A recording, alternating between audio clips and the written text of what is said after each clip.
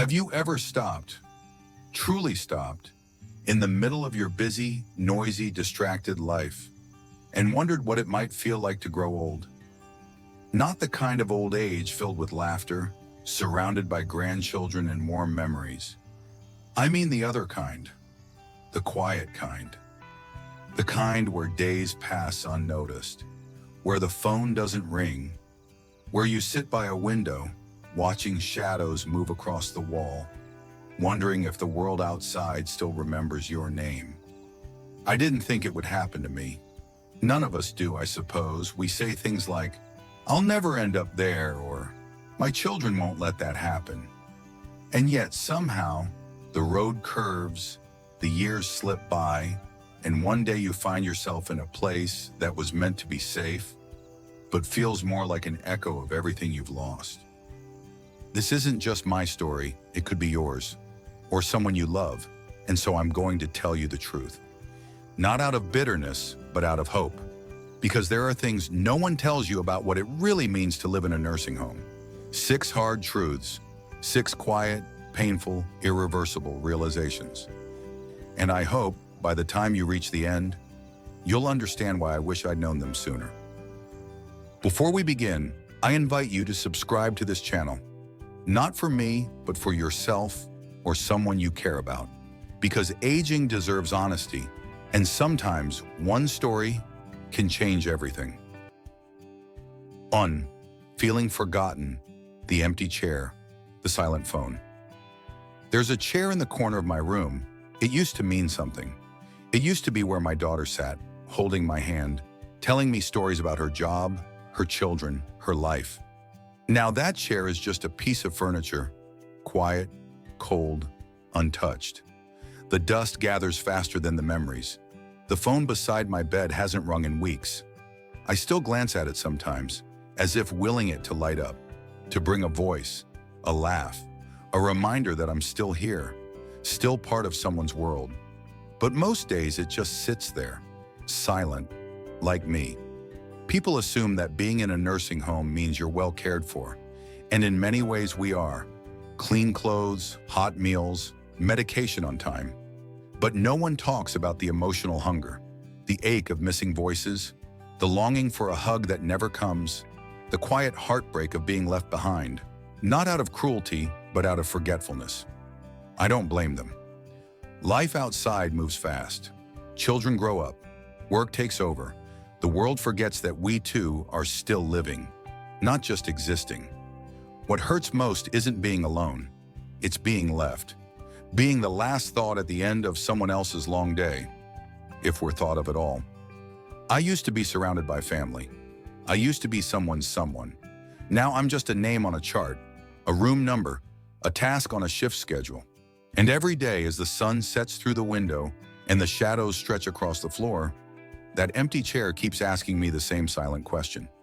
Did they forget me? Or did they stop needing me? 2. Losing my purpose. The emptiness of endless days. The days here blend together like brushstrokes in a painting no one ever finishes. Morning comes, then evening, then morning again, and yet nothing seems to happen. Time moves, but meaning doesn't. Before this, I had reasons to get up. A garden that needed watering, meals to plan, grandchildren to look after. Even the small things, folding laundry, tidying a shelf, gave me a sense of place, of usefulness, of identity. Now everything is done for me. Meals arrive on trays. My bed is made without asking. My clothes are washed and returned folded, as if handled by invisible hands. What's left for me to do is wait. I met a man here once, Mr. Thompson, a retired furniture maker from Ohio. His hands used to carve beauty out of hardwood. Tables, chairs, rocking cradles passed down through generations. Now they tremble in his lap, empty, still. I asked him if he missed it. He didn't answer right away. He just looked down and said, "I don't feel needed anymore." That sentence stayed with me, because here, you begin to feel like a ghost in your own life. You're present, but not necessary. Alive, but not active. Each day arrives like a blank page, but you're no longer holding the pen. There is nothing quite as heavy as a day with no reason to begin it. And in this place, those days come often. Purpose isn't just about grand dreams or ambitions. Sometimes it's just the act of being useful to someone, to something. And when that's taken away, something inside quietly withers. 3. Declining health. The slippery slope of inactivity. When I first arrived here, I could walk the hallway end to end without much effort. My legs weren't what they used to be, sure, but they worked. I liked to stay active. A morning walk, stretching by the window. Moving reminded me that I was still alive. But then something changed. Not all at once. Quietly. Gradually. At first I skipped a walk because it rained, then because it was cold, then because my knees ached a little. The staff offered to bring me things, and I said yes. Grateful at first. Meals to the room, laundry taken care of. I didn't need to go far for anything anymore. And just like that, my muscles weakened. My balance faded. Getting up became harder. And now some days I sit more than I stand.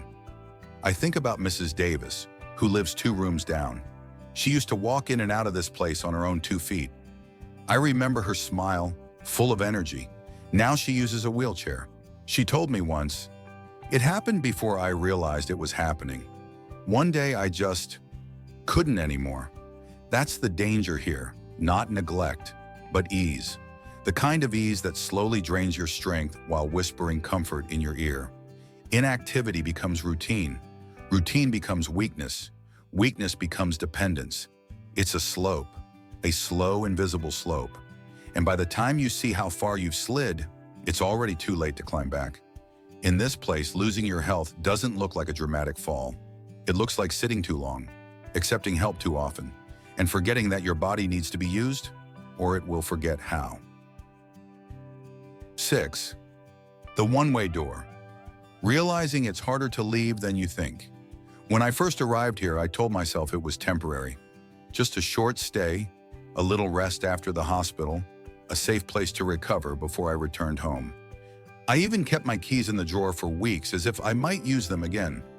As if one day, I'd walk through that front door and hear the familiar creak in the hallway, smell my own coffee brewing, stand barefoot in my own kitchen, and feel like myself again. But time moved differently here. Slow at first, then suddenly too fast. My house was sold. A practical decision, they said. My things were boxed, donated, passed down. The garden I loved, the books I had kept, the chair by the window where I used to watch the world turn. All gone now, scattered across places I'll never see again. And my strength, it faded quietly, like a song that loses its melody. The stairs I once climbed with ease now haunt me in my dreams. The chores I once complained about now feel like privileges I didn't know I was losing. The idea of going home became a story I told myself, not a plan I could make. I met Mr. Johnson here. Kind man, clear eyes, steady voice. He came for just a few weeks too. That was 5 years ago. One day he looked at me and said, "You know what this place really is? It's a one-way door." He smiled when he said it, but there was sadness behind the words. A quiet understanding of how easy it is to arrive and how hard it is to leave. People don't tell you that comfort can become a trap, that care can quietly become custody, that the walls you walk into for help may gently close behind you before you even realize you've stopped asking how to get out. And maybe the most painful part isn't the loss of the past, but the slow closing of the future, the growing sense that all your decisions have already been made, that your days will follow the same path, not because you chose it, but because you no longer can. The door is still there, yes, but the life I knew on the other side of it feels further away with every passing day. 4. Losing independence. The day my life stopped being mine. There was a time when every day felt like mine. Mine to shape, mine to wander through, mine to choose. I could wake when I pleased, linger in bed if the morning rain tapped gently against the window, or rise early if the sun invited me. I could drive to the old bakery downtown just because I missed the smell of cinnamon, or because I wanted to hear someone say my name with familiarity, with warmth. Now my life runs on someone else's clock. Breakfast comes at 7 sharp, whether or not I'm ready to eat, whether or not I've slept through the night. My clothes are chosen, my medication delivered, my lights turned off before the moon has even had a chance to climb high into the sky. The freedom to decide has been replaced by routine, predictable, efficient, but empty of meaning. And it's not just the big freedoms that slip away, it's the tiny ones. The ones no one tells you you'll miss. Like being able to step outside when the air smells like spring. Like choosing to skip lunch just because you're not hungry. Like reading late into the night without someone reminding you it's lights out. I remember meeting Sarah, a woman who once taught art to hundreds of students, who used to stay up past midnight painting when inspiration struck, whose fingers used to dance with color. Now she paints once a week during the scheduled arts and crafts hour, using borrowed brushes, under fluorescent lights, surrounded by people who don't know what it means to be moved by a blank canvas. "It's not that I can't paint," she said to me once, her voice trembling slightly. "It's that I'm not allowed to feel free." That stayed with me, because that's what independence really is. Not just the physical ability to do things, but the quiet, everyday ownership of one's life. To choose how we spend our hours, to say yes or no or not yet. And when that's taken from you, not with cruelty, but with care, something inside you begins to retreat. You stop asking, you stop resisting, you stop being you. And one morning you wake up and realize, this life I'm living, it no longer belongs to me. 5. Loss of privacy and dignity. Living in a fishbowl, I used to think of my home as a sanctuary, a space that wrapped itself gently around me like a familiar coat, where the walls knew my voice, where silence meant peace, not absence, and where I could close the door and simply be, unobserved, uninterrupted, whole. Now, privacy is no longer something I possess, but something I remember. In here, someone is always coming in. A nurse checking vitals, a staff member delivering medication, someone refilling the water pitcher. They don't always knock. Sometimes they don't even look me in the eye. My room, once meant to be mine, feels more like a hallway with a bed, a space I occupy but do not truly own. I share a bathroom. I share a ceiling. I share the sound of someone else crying quietly in the night, or coughing, or praying under their breath. There is no moment here that belongs only to me. Even my thoughts feel like they echo louder than they should, as if the walls are listening. But the hardest part isn't the lack of solitude, it's the loss of dignity, the quiet erosion of those most intimate, deeply human acts that I used to take for granted. The simple act of bathing, once private and instinctive, is now a scheduled procedure, done with assistance, with gloves, with hurried hands and polite instructions that only serve to highlight how helpless I've become. Dressing myself, managing my own body, all of it now dependent on the availability of someone else's time. Each time I have to ask, each time I wait with silent discomfort for someone to help me with something I once did without thought, something inside me retreats. I smile, I say thank you, I nod as if I'm grateful, and I am. But behind that gratitude is a wound that deepens each day. The feeling that I am slowly being reduced to tasks and checklists and bodily needs. That the person I was is slipping behind a curtain no one has time to draw open. There is a kind of vulnerability here that no one prepares you for. Not the kind that brings closeness or trust, but the kind that strips you bare, quietly until you start to forget what it felt like to be whole, to be private, to be proud. I am still a person. I still have stories. I still have a name. But sometimes when the door swings open without warning, when I am seen but not recognized, touched but not known, I wonder if they see me as anything more than a body in a room, waiting to be managed.